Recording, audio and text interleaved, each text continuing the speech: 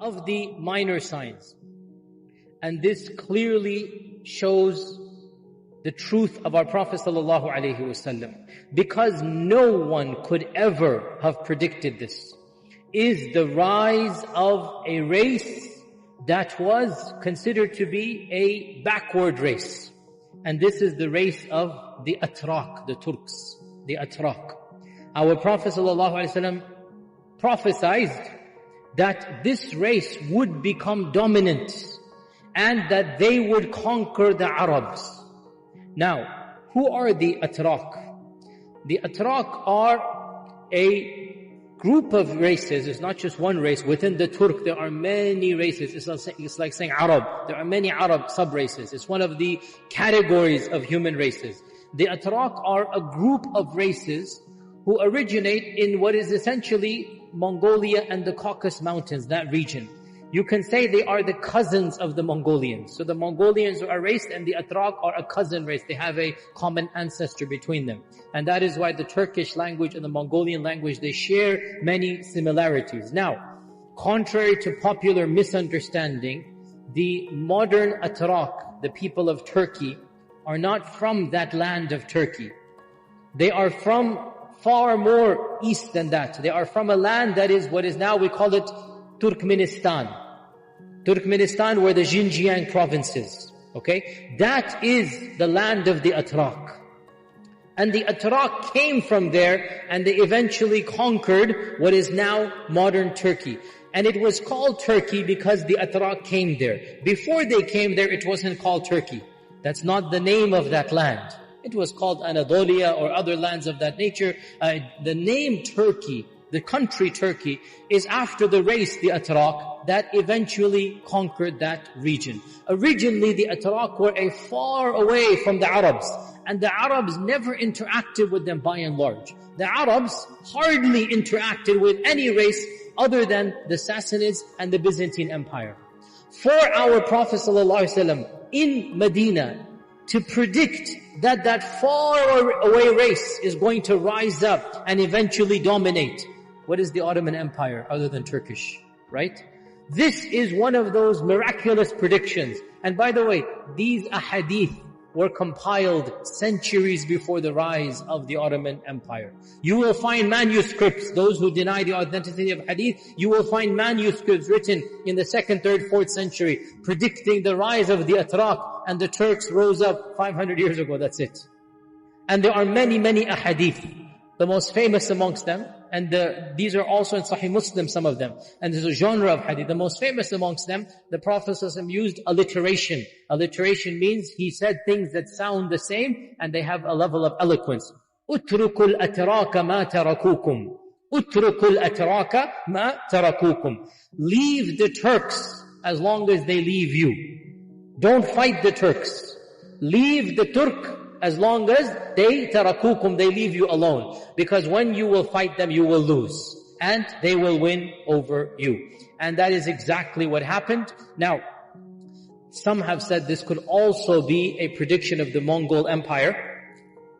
Because the Mongolian race and the Turk are really kind of one race, as we said. They go back to the same heritage and even their language. And so 1,000 years ago, it would not be incorrect to call the Mongols, the Genghis Khan, it would not be incorrect to call him a Turk. Even though in modern times they're two separate ethnicities, the Mongolian and the Turkic races. However, others have said the prediction of Turk here is the Muslim Turks eventually, right? So eventually this group of people, they came, amongst them were the Seljuks. So within the Turkish race there were many famous dynasties.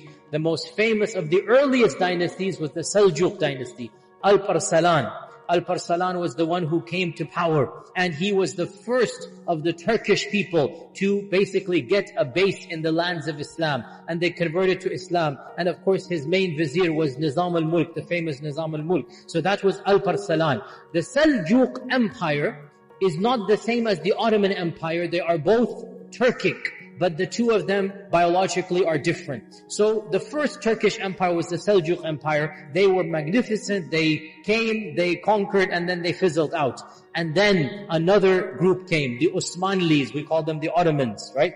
Those of you that are watching the Ertugrul series, which is a mythic, romanticization of that, but it is, the kernel of history is there. So the rise of the Osman tribe, Osmanli, Ottoman is the children of Osman. This is the second prediction. And our Prophet ﷺ predicted that this empire and this group would become the dominant one. And that is exactly what happened. That when the Turks came, they eventually took over the Muslim land. And in the early part of the 16th century, 15 or so, they requested from the final remnants of the Abbasid Empire to hand over the Khilafah to them. And so they then acquired the Khilafah. And from around 1500 CE up until 1927, as you know, the Ottoman Empire was the caliphate of Muslim lands.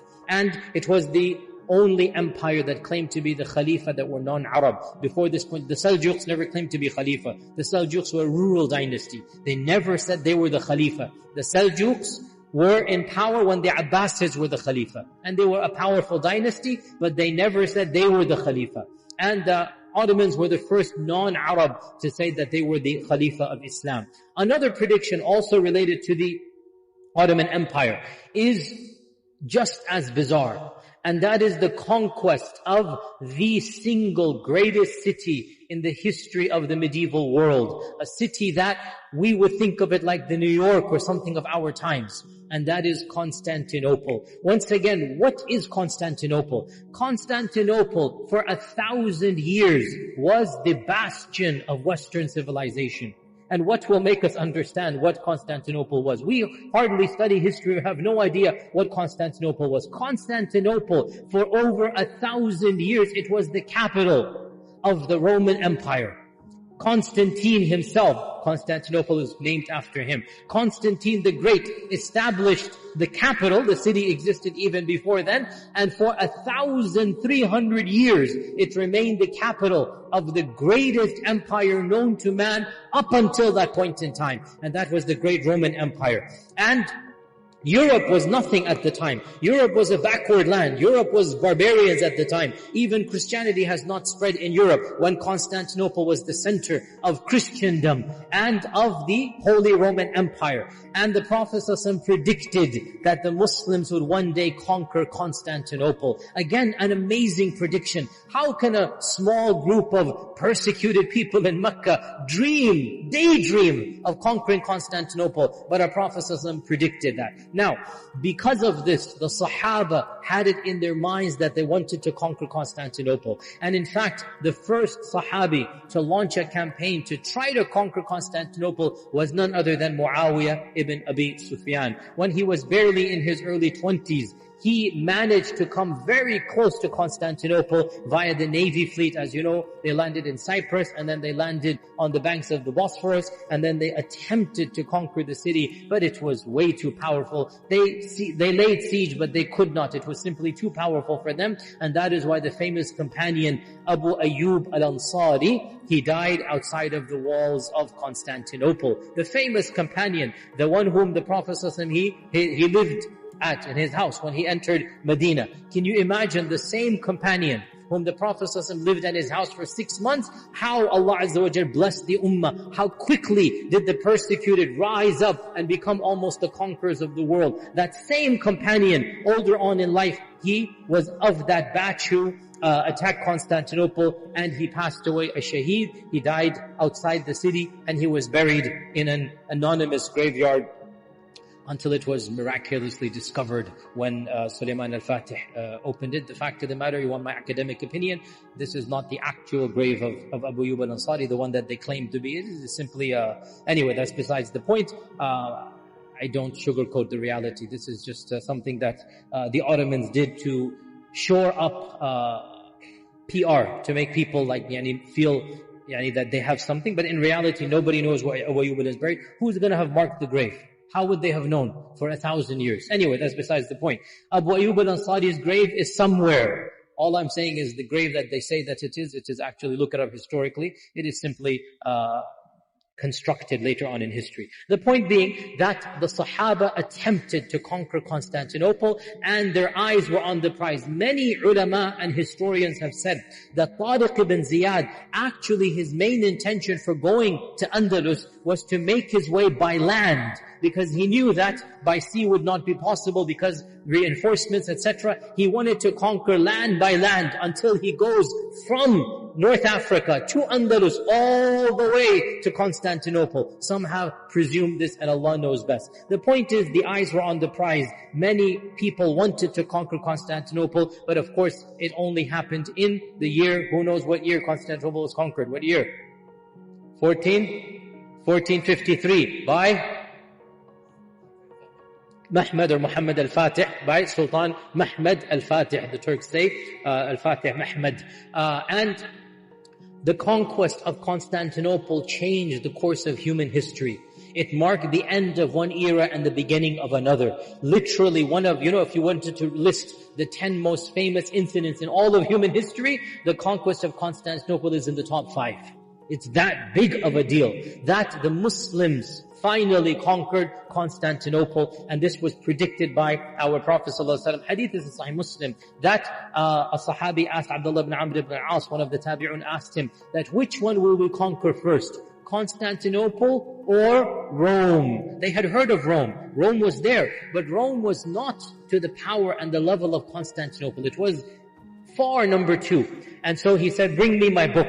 So they opened up his book, because Abdullah ibn Amr ibn al-As, he would write a hadith of the Prophet ﷺ, and his eyes were failing. He looked it up and he wanted to refresh his memory, and he said, no, the Prophet ﷺ predicted that we would conquer Constantinople before Rome. And subhanAllah, Constantinople 1453. And in all likelihood, the other lands that are mentioned will be done during the time of the Mahdi, and Allah Azza wa Jal knows best.